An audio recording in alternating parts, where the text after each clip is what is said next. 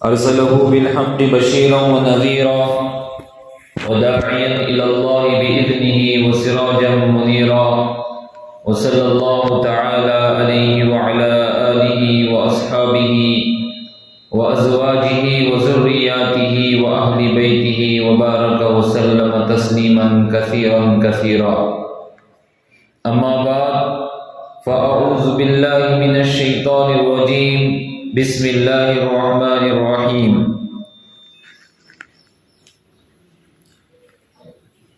أقم الصلاة طرفي النهار وزلفا من الليل إن الحسنات يذهبن السيئات. وقال الله تبارك وتعالى أقم الصلاة لدلوك الشمس إلى غسق الليل وقرآن الفجر إن قرآن الفجر كان مشهودا. وقال الله تبارك وتعالى إن الصلاة تنهى عن الفحشاء والمنكر صدق الله العظيم وصدق رسوله النبي الكريم ونحن على ذلك لمن الشاهدين والشاكرين والحمد لله رب العالمين. رب اشرح لي صدري ويسر لي أمري واحلل عقدة من لساني يفقهوا قولي. ربی زدنی علما ربی زدنی علما ربی زدنی علما او کما قال علیہ الصلاۃ والسلام. بزرگان محترم، معزز سامعین کرام، ایک مرتبہ پوری محبت سے، اخلاص کے ساتھ، للہیت کے ساتھ، دل کی گہرائی سے درود شریف پڑھ لیں. اللہم صلی علی محمد کما صلیت علی ابراہیم وعلى آل إبراهيم إنك حميد مجيد. اللهم بارك على محمد كما باركت على إبراهيم وعلى آل إبراهيم إنك حميد مجيد. اللہ تبارک و تعالی ہم سب کو کثرت کے ساتھ درود پاک پڑھتے رہنے کی توفیق عطا فرمائے. میرے عزیز ساتھیوں اور نئے رسالے کے غیور نوجوانوں، اللہ رب العزت نے اس دنیا فانی میں حضرت رسول اکرم صلی اللہ علیہ وسلم کا پیروکار بنا کر کے ہم سب کو دنیا میں بھیجا ہے. ہم آقا صلی اللہ علیہ وسلم کی پوری محبت و عقیدت کے ساتھ ان کی نگہبانی کریں اور ان کے بتائے ہوئے طریقوں پر چلیں، اور وہ رسول اللہ صلی اللہ علیہ وسلم جس طرح امتی زندگی گزارنا چاہتا ہے وہ سارے طریقے ہم سب پر اللہ کے نبی صلی اللہ علیہ وسلم نے دیے ہیں. اس لیے میرے بھائیوں، بزرگوں، دوستوں، ہمارا فرض بنتا ہے کہ ہم آقا صلی اللہ علیہ وسلم کی پوری سے پوری طرح پیروی کریں اور ان کے حکم کو بجا لائیں.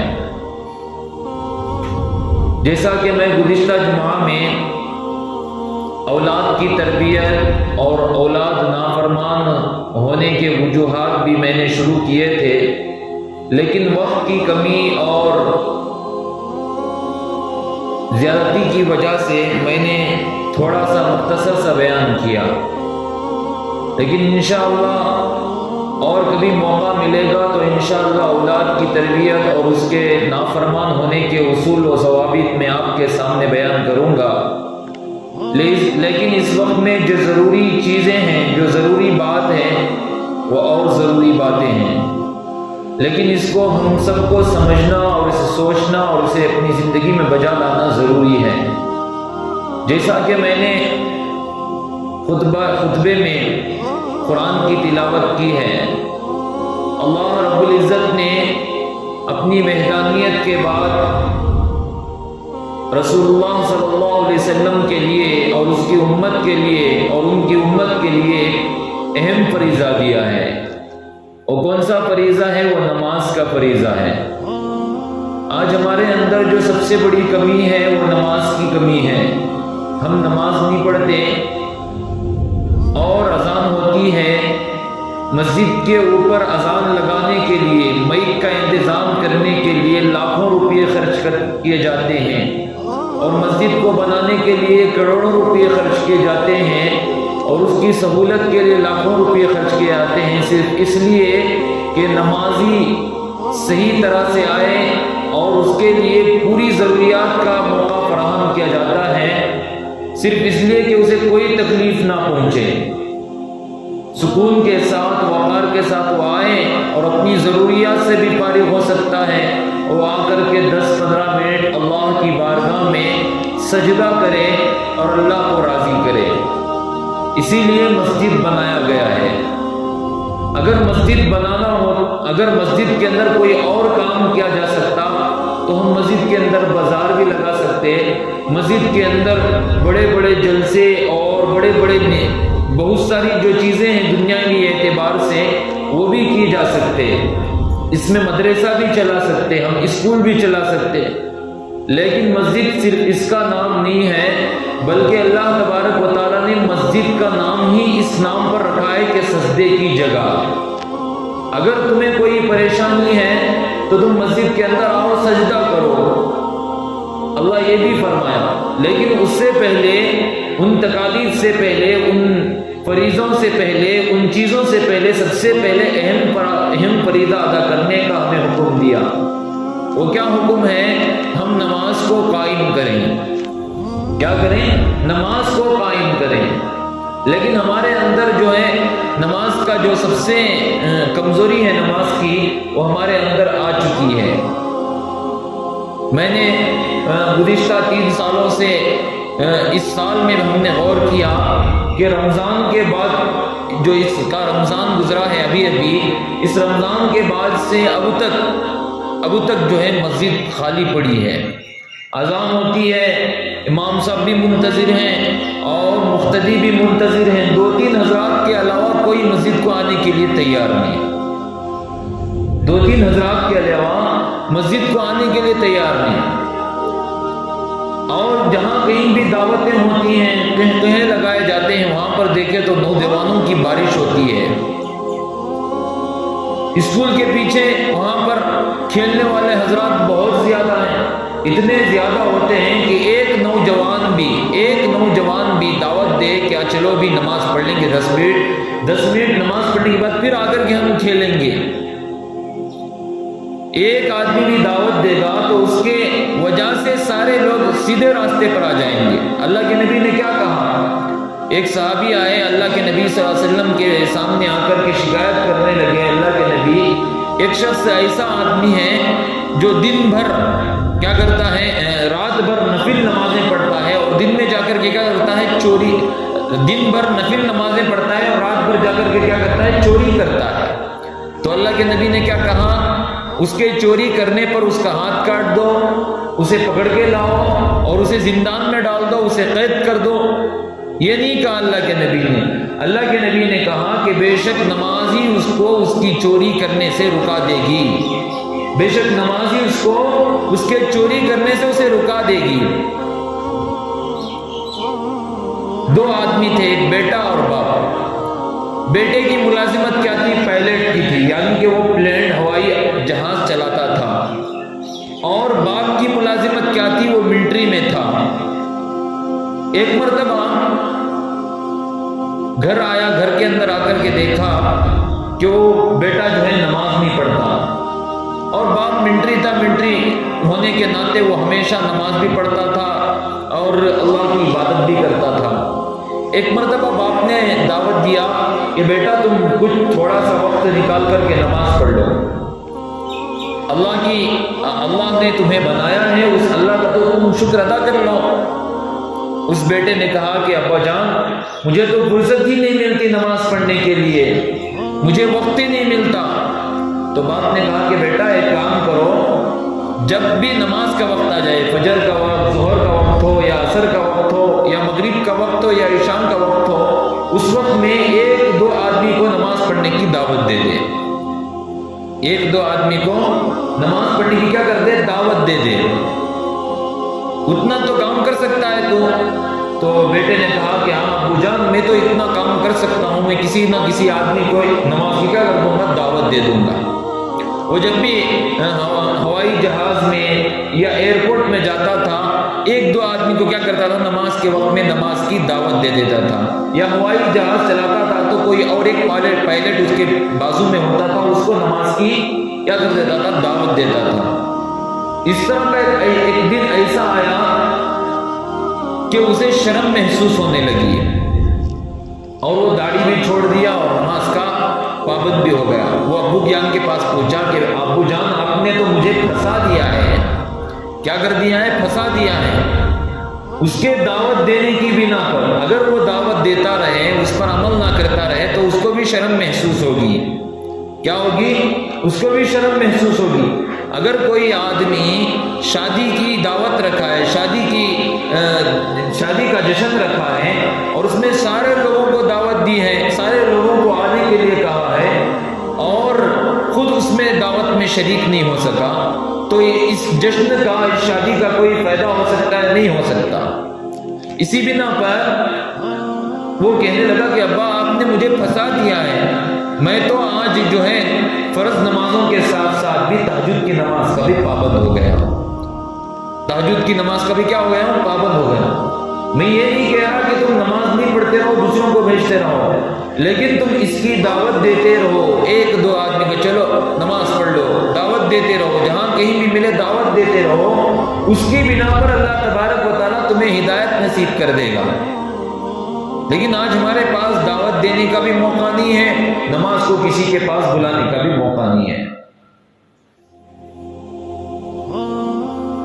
ایمان کے دو شعبے ہیں، ایک عبادات ہیں، ایک اخلاقیات ہیں۔ عبادت میں کیا ہے؟ نماز ہے، روزہ ہے، ذکر ہے اور حج بیت اللہ ہے، زکوٰۃ ہے اور بھی بہت سارے شعبے ہیں۔ لیکن اخلاقیات میں یہ بھی ایک اخلاق ہونا چاہیے کہ ہم دعوت دینے کا عمل بنائیں۔ اگر ہمارے اخلاق صحیح ہیں، اگر ہم اپنے اخلاق کو صحیح سمجھتے ہیں تو ہم کیا کریں؟ کسی اور کو دعوت دیں۔ وہ ہمارے اخلاق کی بنا پر، ہمارے کردار کی بنا پر، ہمارے معاشرے کی بنا پر وہ کیا کرے گا؟ نماز کو آنے کی فکر کرے گا۔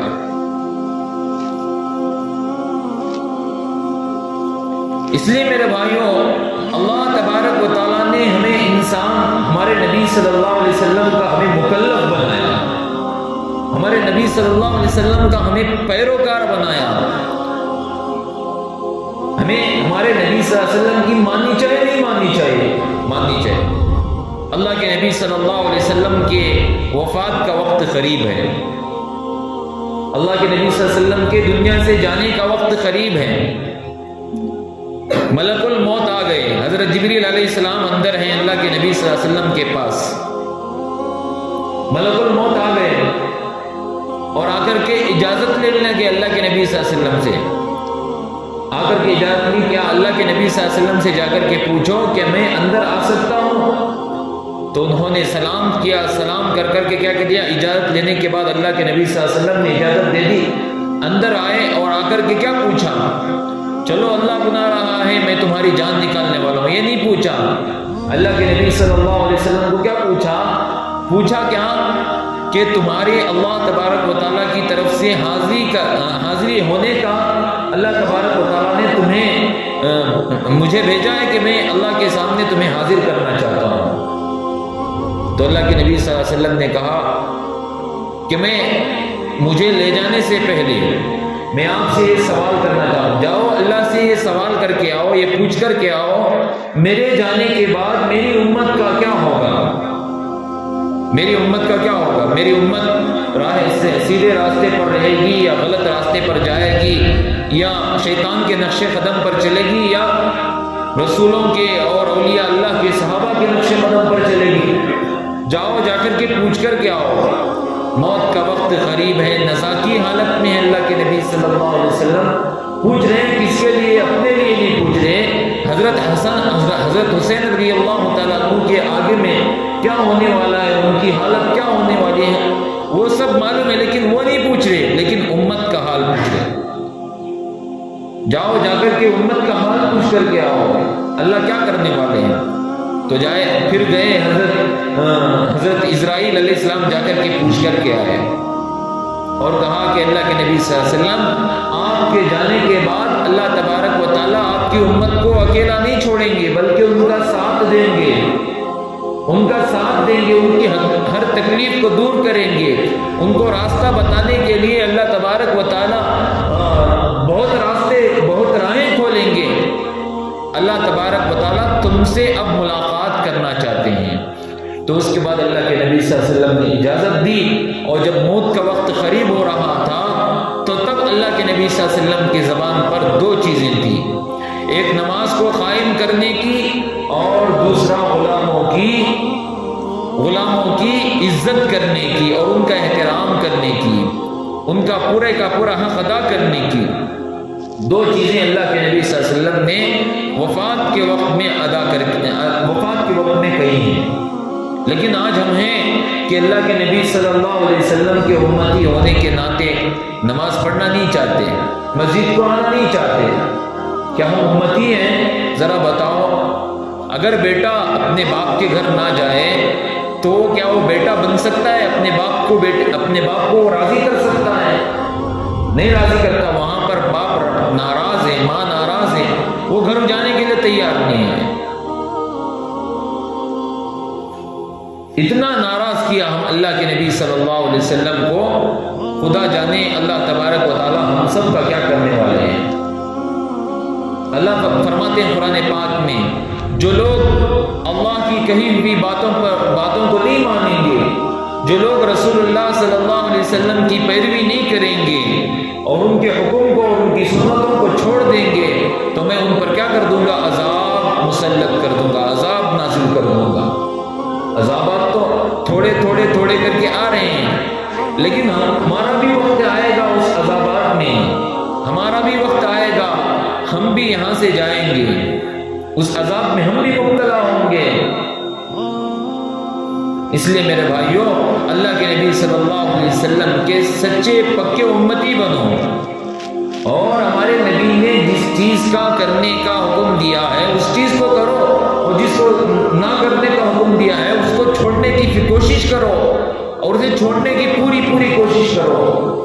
نہ چھوٹ پائے تو چھوڑنے کی کوشش کرو، لیکن ہمارے پاس اور زیادہ گناہ کرنے کی کوشش ہے۔ لیکن نماز پڑھنے کے لیے ایک وقت بھی، جو 5 وقت کا نمازی تھا وہ بھی نماز چھوڑ کے چلا گیا، جو 2 وقت کا نمازی تھا وہ بھی نماز نہیں پڑھ رہا، جو 1 وقت نماز کو آتا تھا وہ بھی نماز نہیں پڑھ رہا۔ کیا ہو گیا امت کو؟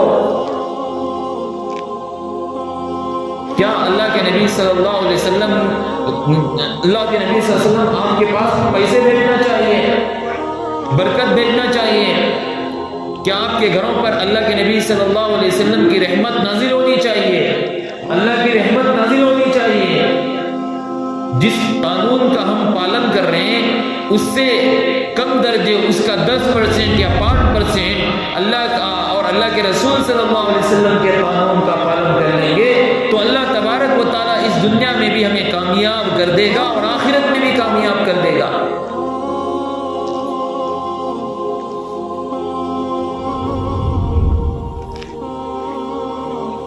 حشر کا دن ہوگا، کون سا دن ہوگا؟ حشر کا دن۔ حضرت آدم علیہ السلام سے لے کر قیامت تک جتنے بھی لوگ آئیں گے وہ سارے لوگ جمع ہوں گے، اور بلین فرشتے، کروڑوں بلین فرشتے جہنم کو کھینچ کر لا رہے ہوں گے، وہ پھر ان کے ہاتھ سے چھوٹ کر نکل رہی ہوگی۔ بلین فرشتے، جن فرشتوں کے پاس کروڑوں لوگوں کی طاقت ہوتی ہے، وہ فرشتے جہنم کو کھینچ کر لا رہے ہوں گے، اور وہ جہنم اس وقت میں ایک چیخ مارے گی جس کی وجہ سے عورتیں اور مرد حضرات زمین پر گر جائیں گے۔ کیا ہو جائیں گے؟ زمین پر گر جائیں گے، اپنے گھٹنوں کے بل لیٹ جائیں گے۔ اس وقت میں اپنے دونوں ہاتھوں کو اٹھائیں گے۔ کون؟ مسلمان نہیں، کافر بھی، مشرک بھی، یہودی بھی، نصرانی بھی، اور جتنے بھی لوگ پیدا ہوئے ہیں، جتنے بھی لوگ اللہ کو انکار کرنے والے ہیں، رسول اللہ صلی اللہ علیہ وسلم کو نہ ماننے والے ہیں، وہ بھی ہاتھ اٹھا لیں گے اللہ کے پاس، اٹھا کر کے کیا کہیں گے؟ یا ربی نفسی یا ربی نفسی، میرا کیا ہوگا؟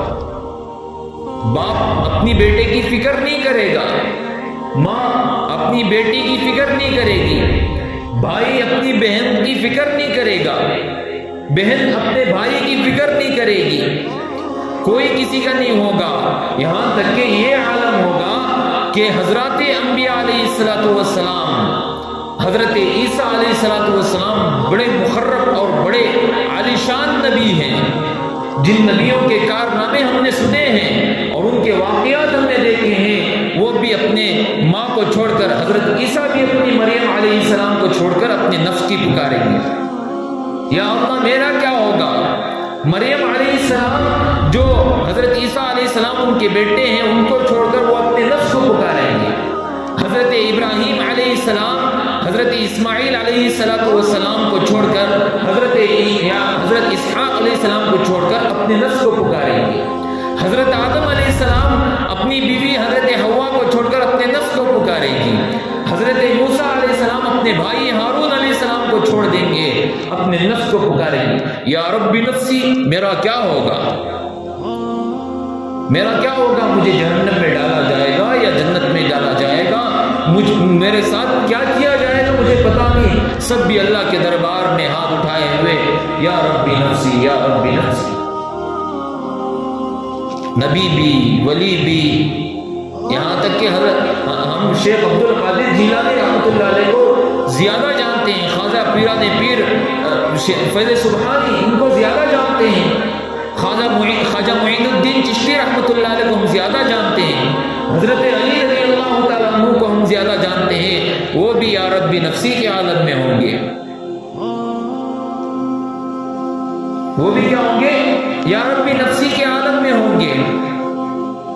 سب اپنے اپنے نفس کی پکار کریں گے، سب اپنی اپنی پکار کریں گے، یہاں تک کہ میں بھی دنیا کا کتنا بڑا ولی ہی کیوں نہ ہو، وہ بھی اپنے نفس کی پکار کرے گا، یا اللہ میرا کیا ہوگا، میرا نفس کا کیا ہوگا۔ درمیان سے ایک آواز آئے گی، درمیان سے ایک آواز آئے گی، وہ کون سی آواز آئے گی؟ آپ کو بھی معلوم ہے، درمیان سے ایک آواز آئے گی، سب لوگ اپنے نفس کو چھوڑ دیں گے اور اس کو سنیں یہ کہاں سے آ رہی ہے بھائی؟ ہم اپنی فکر میں ہیں، کوئی گھٹنوں کے بل پسینے میں ڈوبا ہوا ہے، کوئی لگام تک ڈوبا ہوا ہے، کوئی پسلیوں تک ڈوبا ہوا ہے، کوئی اپنے پاؤں کو، اپنے پیروں کو، اپنی ساری چیز، اپنے سارے جسم کو چھپا لیا پسینے کی وجہ سے، لیکن اس وقت میں امت کی کون فکر کر رہا ہے؟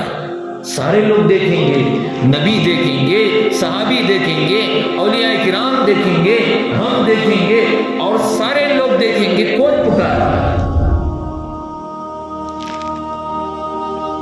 اس وقت میں ایک ہی آدمی ہوگا، ایک ہی شخص ہوگا، ایک ہی نبی ہوگا۔ وہ نبی کون ہوگا؟ حضرت محمد الرسول اللہ صلی اللہ علیہ وسلم اپنے ہاتھوں کو اٹھا کر پکار رہے ہوں گے، یا ربی امتی یا ربی امتی، میری امت کا کیا ہوگا؟ یہاں تک کہ حدیث پاک میں آتا ہے، اللہ کے نبی صلی اللہ علیہ وسلم کے لیے ایک بڑا ممبر تیار کیا جائے گا، فرشتے، ہزاروں فرشتے اسے لے کر کے آئیں گے اللہ کے نبی صلی اللہ علیہ وسلم کو اس پر بٹھانے کے لیے، اور اللہ کے نبی صلی اللہ علیہ وسلم کی شان میں اور ان کے عقیدت میں، ان کے مقام کے لیے اتنا بڑا درجہ دیا جا رہا ہوگا۔ اس وقت میں اللہ کے نبی صلی اللہ علیہ وسلم اللہ کی بات کو بھی مانیں گے، اللہ کے حکم کو بھی مانیں گے، اور اس وقت میں کہہ دیں گے میں نے اپنے حکم کو مان دیا، اس ممبر پر اپنا ہاتھ رکھ دیں گے اور کہیں گے اے اللہ تبارک و تعالی، جب تک ادنا سے ادنا امتی بھی، چاہے وہ ایک نیکی کر کے لایا ہو، جب تک اسے جنت میں نہ پہنچایا جائے، میں یہاں سے نہیں جاؤں گا، میں یہاں سے نہیں جاؤں گا۔ اللہ کے نبی کس فکر میں ہوں گے؟ مجھے اگر جنت میں لے کر چلے جائیں گے تو میں اپنی میں امت کی فکر کیسے کروں گا، امت کو کیسے جنت میں داخل کرواؤں گا؟ وہاں بھی اللہ کے نبی صلی اللہ علیہ وسلم نے ادنا سے ادنا امتی کو، کم درجے والے امتی کو بھی نہیں چھوڑا۔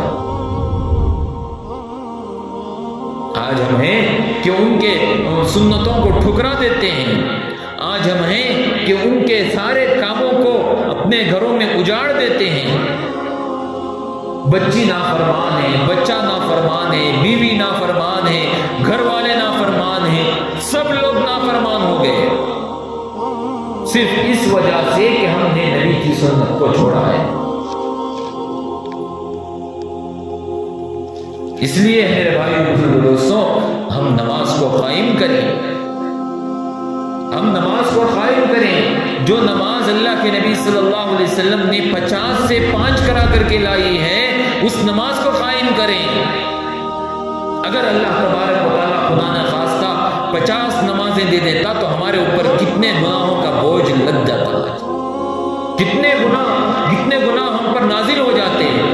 اللہ تبارک و تعالیٰ بڑا رحیم ہے، بڑا کریم ہے، بڑا فضل کرنے والا ہے، بڑا رحمان ہے۔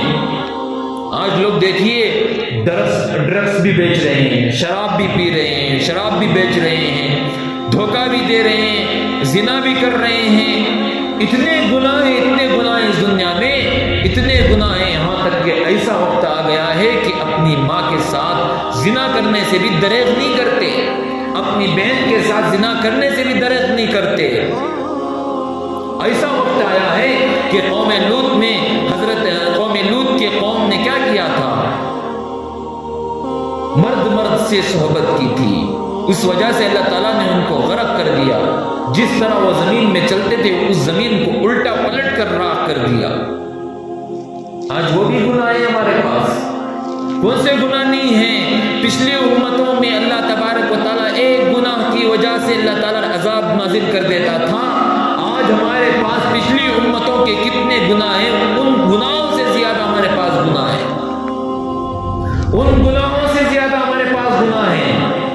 اس زمانے میں ڈرگس نہیں تھا، اور اس زمانے میں شراب کو کوئی اور نام دے کر کے لوگ کیا نہیں کرتے تھے، اسے نہیں پیتے تھے۔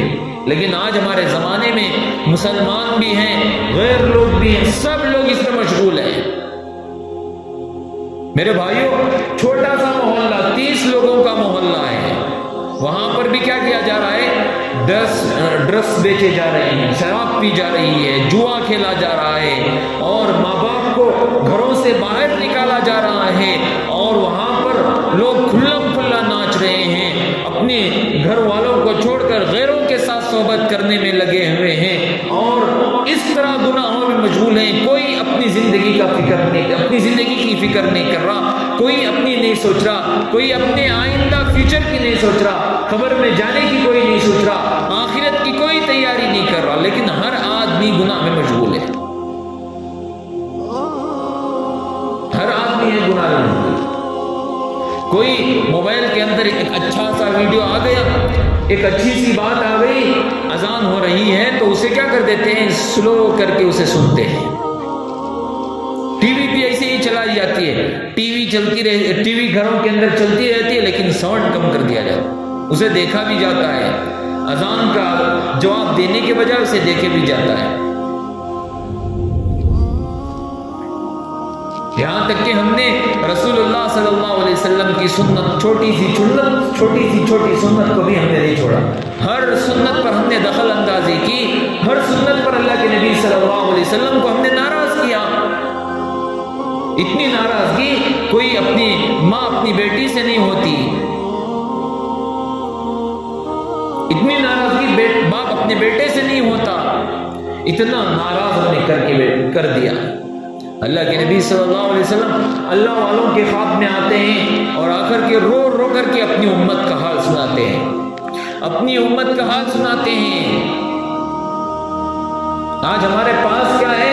نبی صلی اللہ علیہ وسلم کی وہ ذات کے لیے 10 منٹ 15 منٹ دینے کا وقت نہیں، اللہ تعالیٰ نے ہمیں 24 گھنٹے دیے دن کے۔ کیا 5 وقت کی نماز پڑھنے کے لیے ہمارے پاس وقت نہیں ہے؟ بتاؤ بھی، نہیں ہے ہمارے پاس وقت۔ اگر وقت ہے تو کیوں نہیں آتے؟ اگر آپ کو اذان کی آواز سنے آ رہی ہے، اپنے گھروں تک سنے آ رہی ہے، تو آپ مسجد کی طرف کیوں نہیں چلتے؟ اللہ تعالیٰ نے تمہارے قدموں کو بیڑی ڈال دی ہے، یا تمہارے کانوں کے اندر روئی ڈال دی ہے، یا تمہارے آنکھوں کے اندر کچرا ڈال دیا ہے، یا تمہیں اپنی زبان میں بولنے کی طاقت نہیں دی ہے؟ کیا اپنے ہاتھوں سے تم کسی دوسروں کو مسجد کی طرف نہیں لا سکتے؟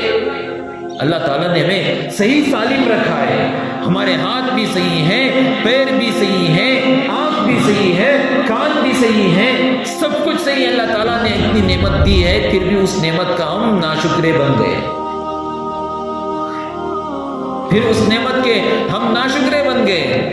ہم بار بار سنتے ہیں اللہ کے نبی صلی اللہ علیہ وسلم معراج پر گئے تھے تو 50 نمازیں دی، 5 نمازوں کا ان کو تحفہ ملا۔ حضرت موسیٰ علیہ السلام نے کیا کر دیا؟ بھی یہ بھی نماز تمہاری امت نہیں پڑھے گی، جاؤ کم کرا کر کے لاؤ، یہ بھی نماز نہیں پڑھے گی تمہاری امت، جاؤ کم کرا کر کے لاؤ۔ اللہ کے نبی صلی اللہ علیہ وسلم نے بہت شرمندگی محسوس کی، اب میں گیا تو میری شرمندگی اور میری امت کے لیے بری حالت ہوگی۔ اللہ کے نبی صلی اللہ علیہ وسلم 5 نمازیں لے کر کے آئے، اللہ نے ایسے ہی نماز اللہ کے نبی صلی اللہ علیہ وسلم کو لے بھی 5 نمازیں لے کر جا کر دے دو تمہاری امت کو، ایسے ہی نہیں دیا۔ اللہ تعالیٰ نے سارے نبیوں کے واقعات سنائے اور ان کے امت کے حالات سنائے اور ان کے آزمائشیں سنائے اور ان کا سب کچھ سنایا گیا۔ حضرت آدم علیہ السلام کو جب پیدا کیا گیا تھا تو حضرت آدم علیہ السلام کو پیدا کرنے کے بعد جنت میں رکھا گیا۔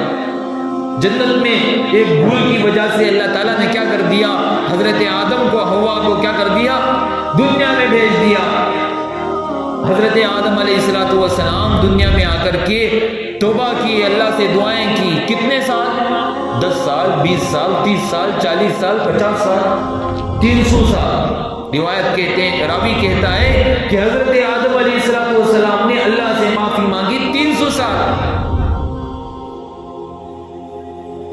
اگر بیٹا بڑا گناہ کیا ہے، کسی کے ساتھ زنا بھی کر دیا اور وہ جیل میں بھی جا کر کے آ گیا اور کئی مظلوموں کا قاتل ہے، کئی مظلوموں کا قاتل ہے، کئی گناہوں کا ارتکاب کر چکا ہے، وہ آیا اپنے باپ کے پاس، باپ نے کیا کر دیا؟ اسے ٹھکرا، گھر سے باہر نکل جا، تو میرا بیٹا نہیں ہے۔ کتنے دن تک کہے گا؟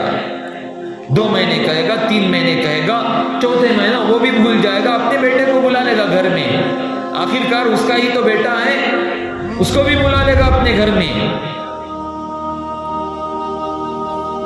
لیکن یہاں پر حضرت آدم علیہ السلام 300 سال روئے، اللہ سے دعائیں مانگی، اللہ سے معافی مانگی، اللہ آئندہ ایسی کبھی غلطی نہیں ہوگی۔ صرف چھوٹی سی غلطی تھی، اتنی بڑی غلطی بھی نہیں تھی، جو شیطان نے کی تھی اتنی بڑی غلطی بھی نہیں تھی۔ اللہ تعالیٰ نے 300 سال کے بعد اللہ تعالیٰ نے ان کی توبہ کو قبول کیا۔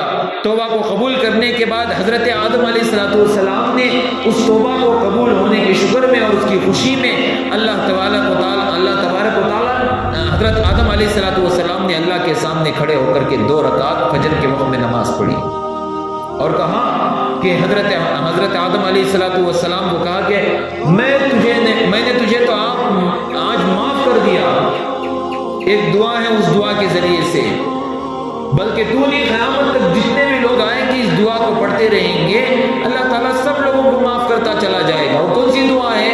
ربنا ظلمنا انفسنا وان لم تغفر لنا وترحمنا لنکونن من الخاسرین۔ ہر نماز کے بعد کیا کریں گے؟ ہم اس کو دہراتے ہیں ہر نماز کے بعد۔ اللہ تعالیٰ پوری امت کو معاف کرے گا، جو لوگ بھی اس دعا کے ذریعے سے مانگیں گے ان کو معاف کرے گا۔ اللہ تبارک و تعالیٰ نے اللہ کے نبی صلی اللہ علیہ وسلم کو فجر کی نماز دی اور کہا کہ بھائی تمہاری امت کو یہ فجر کی نماز دے دو۔ فجر کی نماز میں 2 رکعت فرض نمازیں ہیں، جو کوئی بھی تمہارا امتی اس نماز کو پڑھ کر کے مسجد سے نکلے گا، میں اسے وہ ثواب عطا کروں گا جو حضرت آدم علیہ السلام کو 300 سال رونے کے بعد عطا کیا تھا۔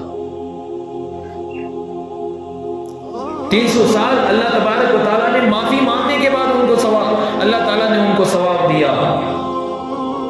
لیکن آج ہمارے اللہ کے نبی صلی اللہ علیہ وسلم کی امت جو ہے فجر کی نماز پڑھنے کے لیے تیار نہیں، آتی نہیں ہے، کیوں بلائیں گے؟ اذان بھی ہو رہی ہے اور سب کچھ بھی انتظام ہے لیکن آتی نہیں ہے۔ گھروں میں ماشاءاللہ بڑے بڑے بستروں کے ساتھ نرم گدوں میں سو رہے ہوتے ہیں، بڑی عیش و آرام کے ساتھ سو رہے ہوتے ہیں۔ آج تم سو رہے ہو، کل بھی تمہیں سونا ہے۔ آخری نیند جو آتی ہے وہ نیند بہت گہری نیند ہوتی ہے، وہ گہری نیند سے تمہیں کبھی بھی اٹھنا نہیں ہے، بلکہ قیامت کے دن اٹھنا ہے۔ قیامت کے دن ہمیں اٹھنا پڑے گا۔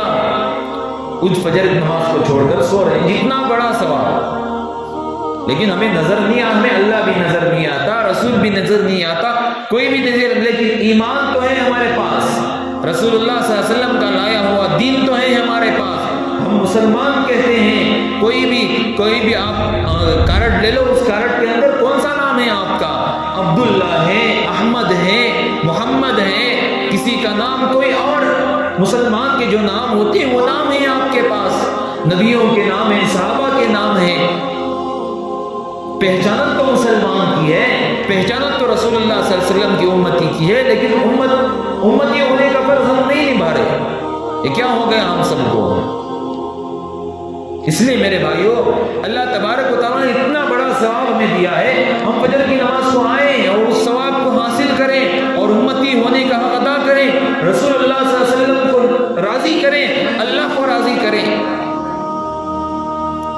حضرت سعد بن ابی سعد بن معاذ رضی اللہ تعالیٰ عنہ، جب ان کی وفات ہو گئی تو اس وقت میں اللہ کے نبی صلی اللہ علیہ وسلم نے صحابہ کو خوشی سے کہنے لگے، آج اللہ کا عرش کیا ہو رہا ہے؟ خوشی کی وجہ سے جھوم رہا ہے۔ اللہ کا عرش خوشی کی وجہ سے جھوم رہا ہے۔ کیوں جھوم رہا ہے؟ حضرت سعد نے کبھی بھی نماز نہیں چھوڑی۔ ہم بھی نماز پڑھیں گے تو اللہ کا عرش، اللہ بھی راضی ہوگا اور اللہ کا عرش بھی جھومے گا ہمارے جانے کے بعد۔ لوگ کیا جھومے؟ اللہ کا عرش بھی جھومے گا، کہے گا امت کو ویلکم کرے گا، جاؤ بھی تمہارے لیے جنت منتظر ہے، جاؤ بھی جنت کی حوریں تمہارے لیے منتظر ہیں، جنت تمہارے لیے آراستہ کی گئی ہے۔ اگر ہم خدا نخواستہ اللہ کے اس جنت کو دیکھ لیتے تو کبھی بھی نماز نہیں چھوڑتے، جہنم کو دیکھ لیتے تو ہم نماز سے کبھی بھی پیچھے نہیں ہٹتے۔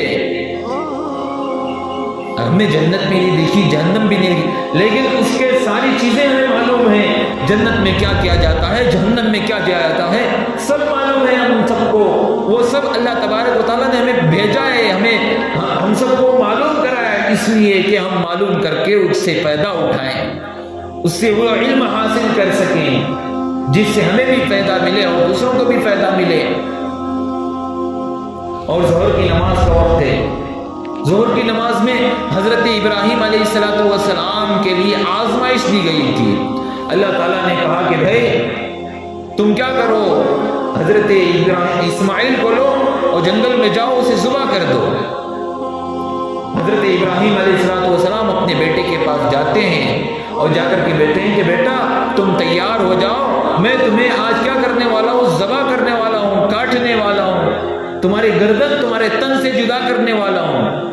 تو اسماعیل نے کہا کہ بھائی کوئی باپ اپنے بیٹے کی گردن اپنے جسم کے کیسے جدا کر سکتا ہے؟ کر سکتا نہیں کر سکتا، باپ کا تو بیٹا تو باپ کا کر دے گا تو کوئی حرج نہیں ہے، لیکن باپ کا بیٹا کر دے گا تو دنیا تاریخ کو یاد رکھے گی، نام کو یاد رکھے گی اور اس کا غلط نام استعمال کرے گی۔ تو حضرت ابراہیم علیہ السلام نے کہا کہ بھئی یہ تو میرا حکم تو نہیں ہے، میں نہیں چاہ رہا، بلکہ اللہ چاہ رہا ہے کہ تجھے اللہ کی راہ میں قربان کروں۔ 9 سال کے تھے حضرت اسماعیل علیہ السلام۔ ایمان کتنا ہے؟ 9 سال کا کتنا ہوتا ہے ایمان؟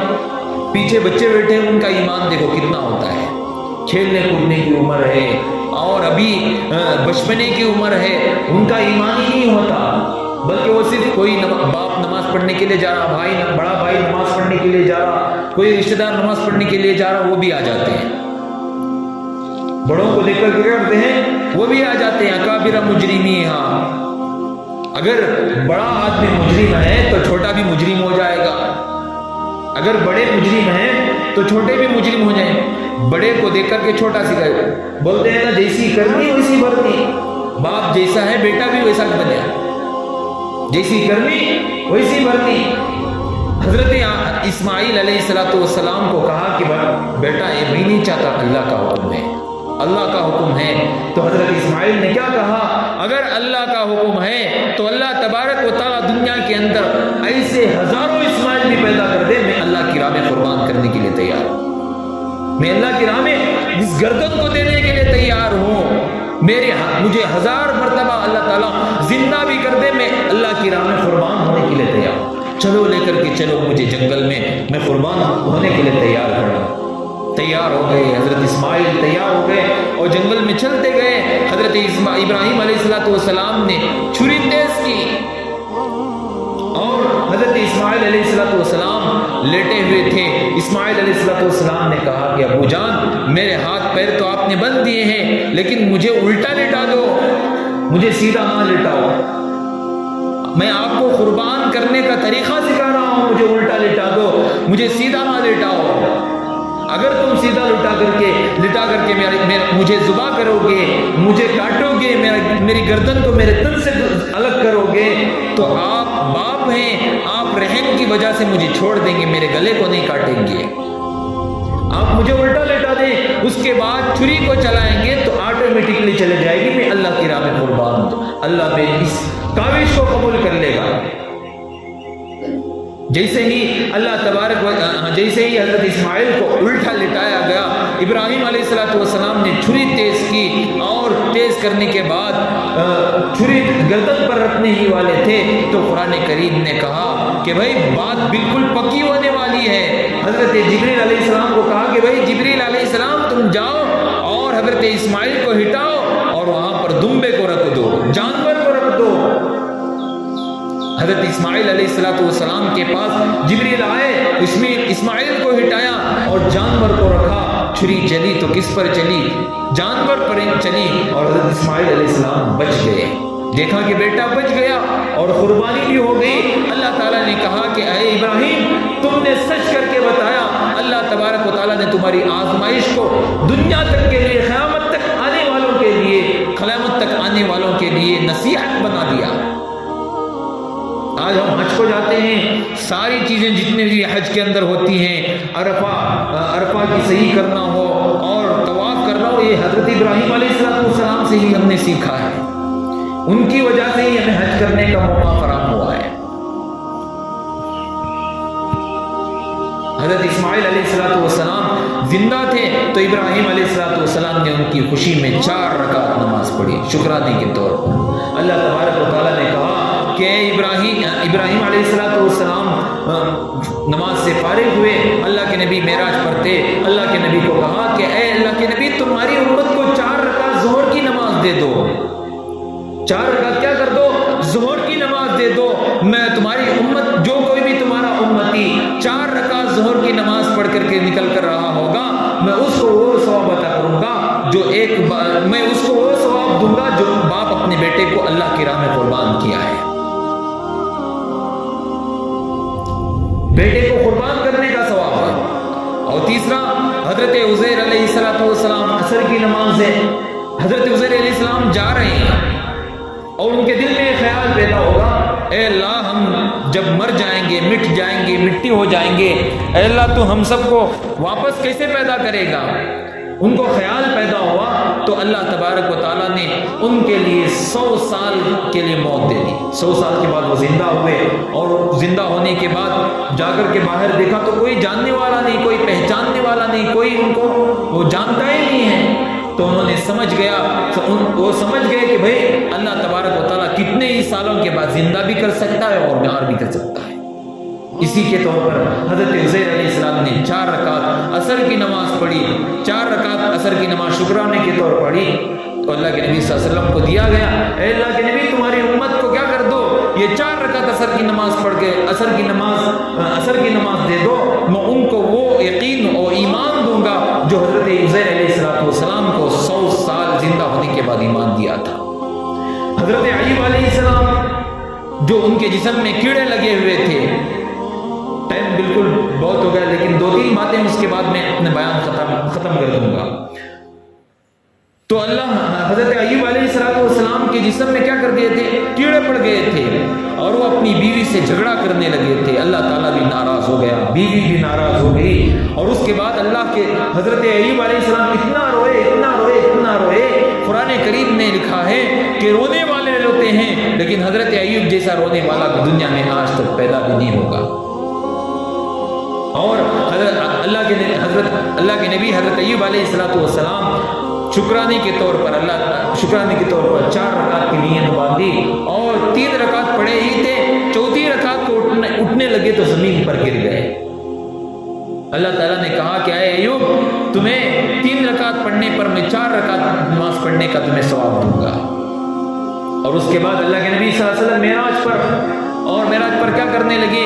اللہ کے نبی صلی اللہ علیہ وسلم کو کہنے لگے اللہ تبارک و تعالیٰ، اے میرے نبی، جاؤ تمہاری امت کو مغرب کی نماز دے دو، 3 رکعت مغرب کی نماز دے دو، اور 3 رکعت دینے کے بعد ان سے کہہ دو کہ ایوب علیہ السلام رونے جیسا ثواب میں تم سب کو عطا کر دوں گا، تمہاری امت کو عطا کر دوں گا۔